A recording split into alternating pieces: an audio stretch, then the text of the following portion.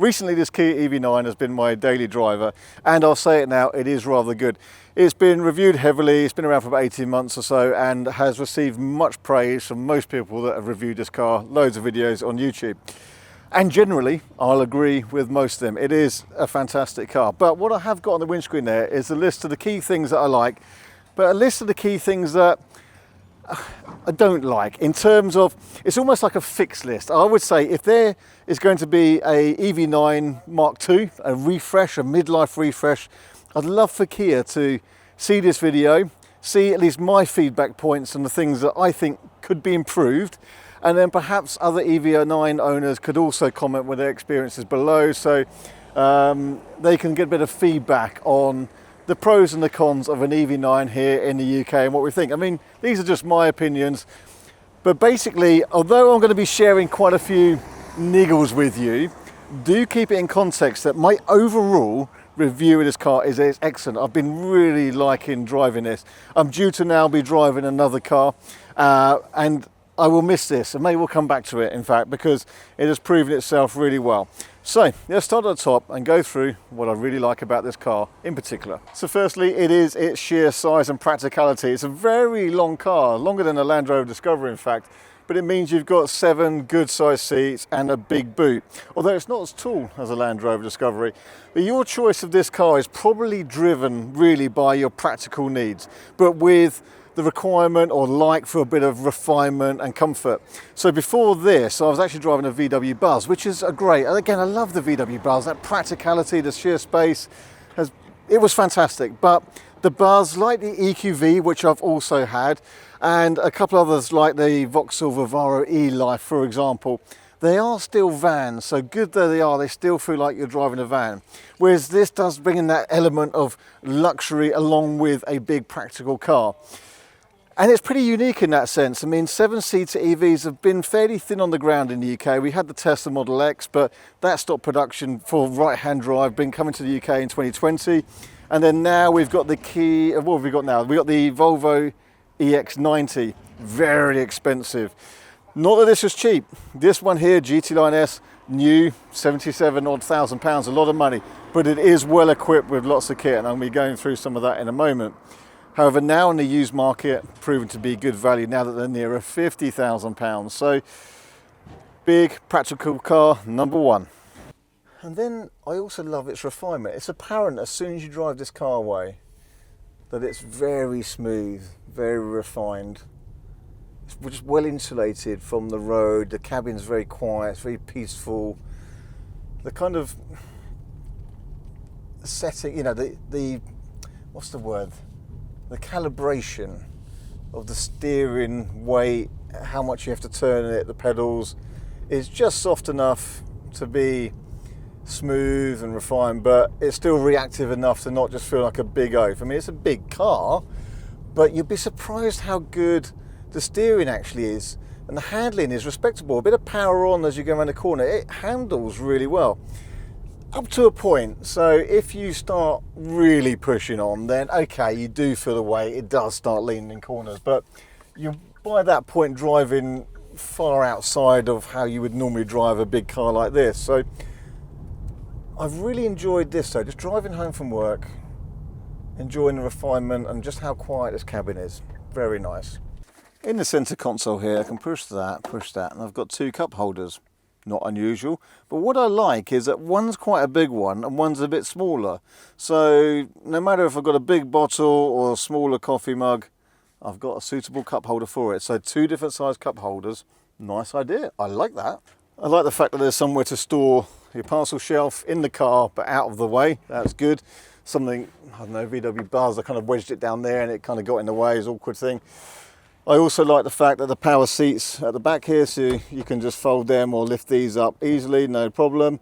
The power socket in the back here, that's a good idea, that could be handy.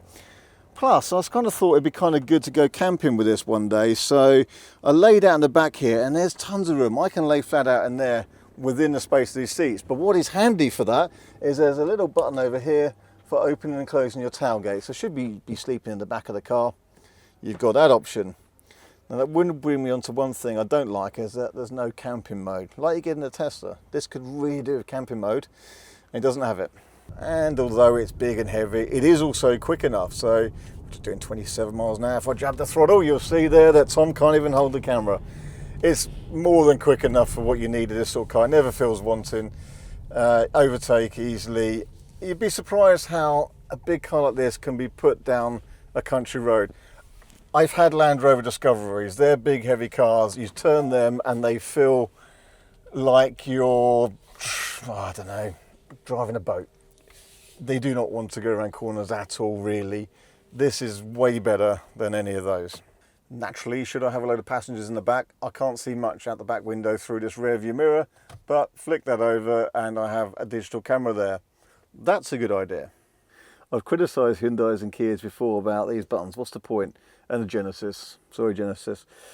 However, I did appreciate the function. I picked up a more elderly relative of mine and the seat had been left, I think it was right the way back. And so from here, I was able to just bring the seat forward a little bit and make it more upright so they could get in easier without me having to get up and adjust it from the passenger side. So I can see a use for it.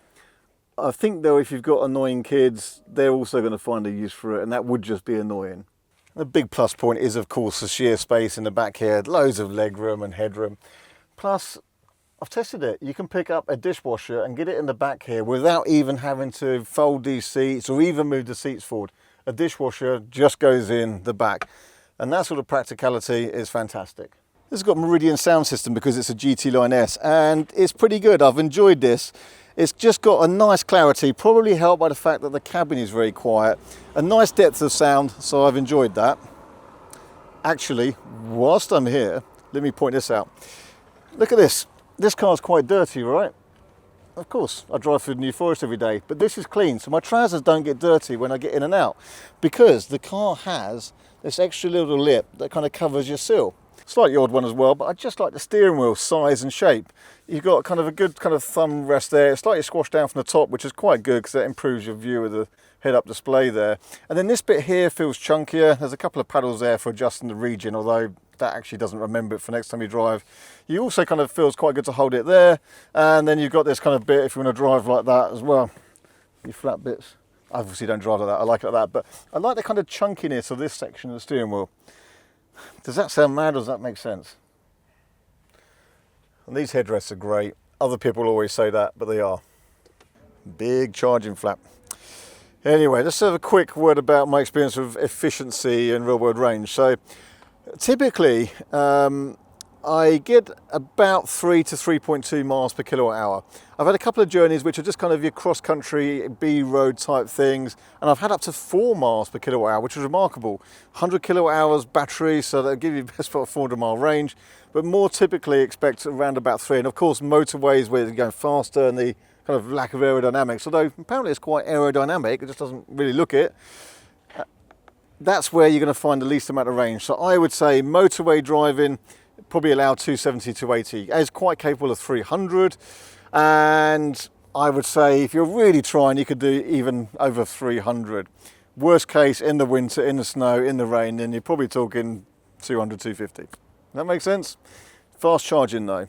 The reality, I don't think I haven't even ever fast charged this.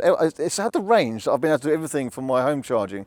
You've got to be careful though, because I've got the cheap window of overnight, and that window is not enough to charge a big battery pack like this within that window. You actually need 2 or even 3 nights because it is such a big battery pack. But generally, charge at home overnight, cheap electric, 10,000 miles of driving is still only going to cost you maybe 250 quid. That was noisy. So it all sounds rather positive, right? And it is, but I've got a few little things on my, and there's one of them. Here's my fix list, Kia. Ready? Let's have a bit of a moan. That, the amount of times I get out of this car and I haven't turned it off. I have to go here and turn it off, which is better than the some of the other cars from the Kia Hyundai group where you've got to do this power button in here. The power button is at least here. But quite a few cars now just turn off when you just get out of them. A lot of the cars I drive, Teslas, ID3s, quite a few cars, you just get out and they just turn off. And I keep forgetting to do that with this car. Let's see if this works at the moment. So that worked that time, but sometimes it doesn't. And let me demonstrate an annoying thing sometimes when I come to unlock the car as well. So in my pocket I have a phone which also acts as a key, and I have a key, right? So this time I'm going straight to the back of the car. I'm going to put some stuff in it. So I'm just going to try a practical demonstration, see if it works. Probably won't now, I'm trying to show it. So I come up to the car. Is it unlocked? Oh no, it's auto unlocking. So sometimes if you stand there, auto unlocked. That's cool. So I've done that, and that's cool, excellent. Put something in the boot, put my shopping in there, close that. Then I naturally go around to the driver's side to get in. The demonstration worked.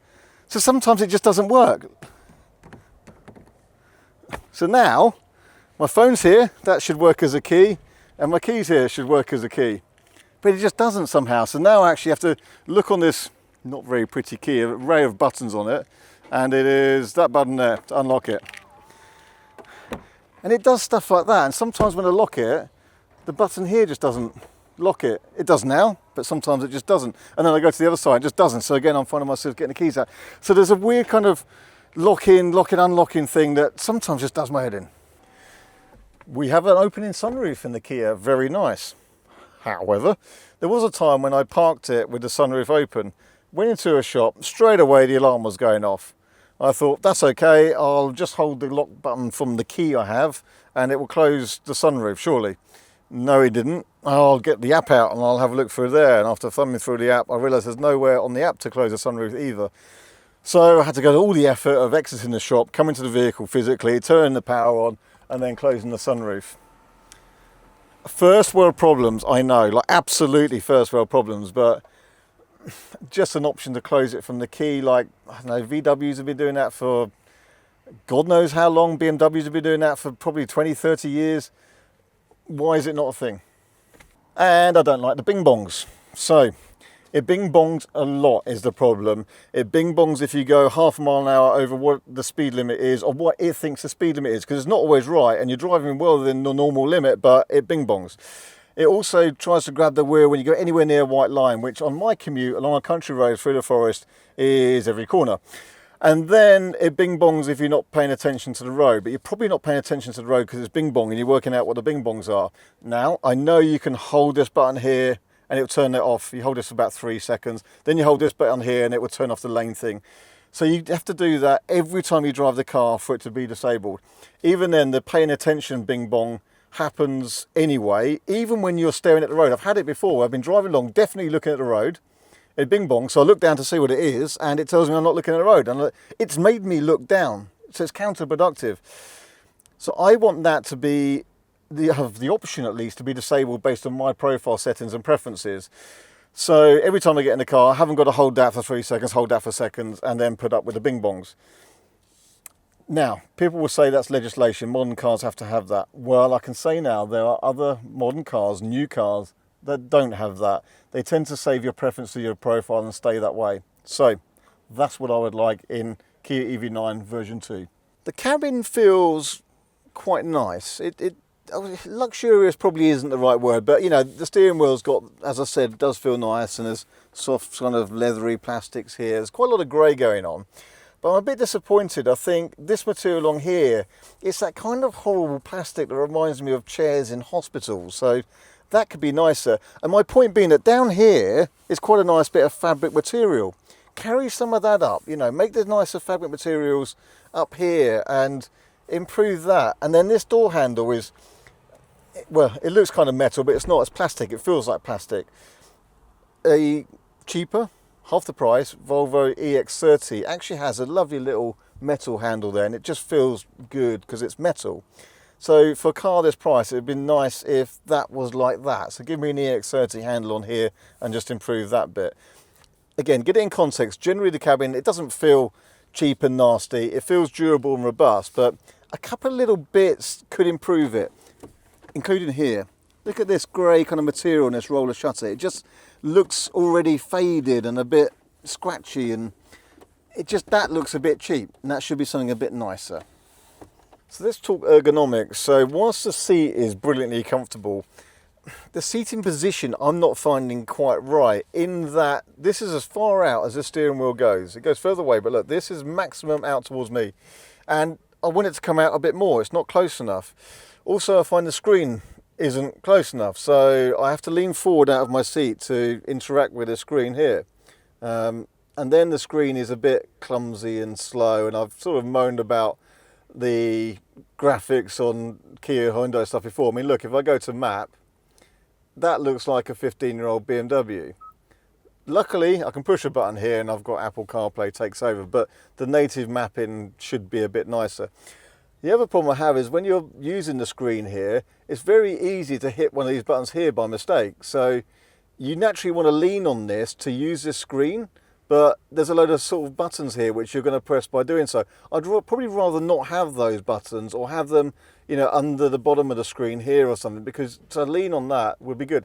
So make the steering wheel come out a bit more, curve the screen round, move those buttons. I don't see much point in having this, to be honest, so just get rid of that. The shortcut for the temperature, okay, that's fine, although the screen for the climate's kind of round the corner here, so although I tend to leave just everything set to auto. It reminds me, one point whilst I'm here though, if someone's put the climate control on in the rear, I've found that it doesn't turn off when they're not in the back. So the next day I'm driving around and the climate control's still on in the back. It should just kind of probably default to off if there's nobody in the back. The car will know there's nobody in the back because there's no bums on the seats and all that sort of stuff. So default the climate in the back to off if there's no one there. Simple. In the next version, can we have dual wireless chargers? Because there's room for it. It's got one wireless charger, but have two, so one for the driver, one for the passenger. Perfect. Maybe even an extra one here or here for the rear passengers. Although there are USBs, of course, but you know, you can't beat wireless charging, can you? Okay, so let's say I want to switch from listening to music on Apple CarPlay and I want to go to media. And sometimes the button doesn't work nicely. It always goes to the general DAB FM list. It doesn't go by default to my favourites list. So you would think it would go to favourites by default. That's what you're normally going to pick. So this one's not just about Kia. It's about a lot of cars that just don't have sunglasses holders. I love it when a car has sunglasses. I have something up here, a dedicated pouch that keeps it safe and you won't scratch them. And this is one of those cars where it doesn't have that. So my sunglasses end up kind of wedged in bits of the cup holder next to a drink, next to my keys, and they risk getting scratched, or they're awkwardly under the centre console here. So a little sunglasses holder, please, for version 2 of the EV9. This car's got cameras around it, 360 parking camera, they're all pretty good quality, but considering there's loads of cameras on it, just like a Tesla, why doesn't it have a built-in dash cam and sentry mode? So it records if your car gets damaged in a car park, like a Tesla can these days.